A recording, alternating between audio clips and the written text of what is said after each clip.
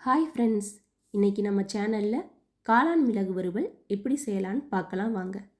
செய்ய தேவையான பொருட்கள்: காளான் 2 பாக்கெட், சோம்பு 1 டேபிள் ஸ்பூன், மிளகு 1 டேபிள் ஸ்பூன், வரமிளகாய் 2, எண்ணெய் 50 ml, பெரிய வெங்காயம் 1 பொடியாக நறுக்கியது, பூண்டு 1 பொடியாக நறுக்கியது, சிறிய தக்காளி 1, கறிவேப்பிலை தேவையான அளவு, மஞ்சள் தூள் 1/2 டீஸ்பூன்.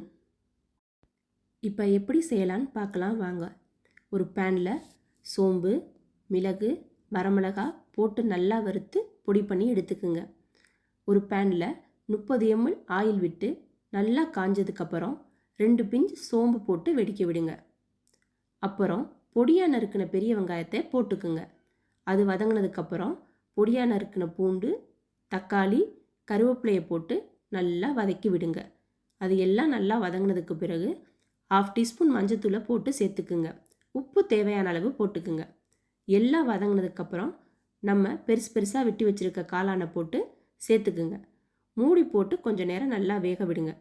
மறுபடியும் ஒரு தடவை மிக்ஸ் பண்ணி விட்டு நல்லா வேக விடணும். வெந்ததுக்கப்புறம் நம்ம அரைச்சி வச்சுருக்க பொடியை அதில் போட்டு சிம்மில் நல்லா வேக விடுங்க. அதில் இருக்க தண்ணிலாம் வற்றினதுக்கப்புறம் சுருளை கிண்டி இறக்குனீங்கன்னா காளான் மிளகு வறுவல் ரெடி.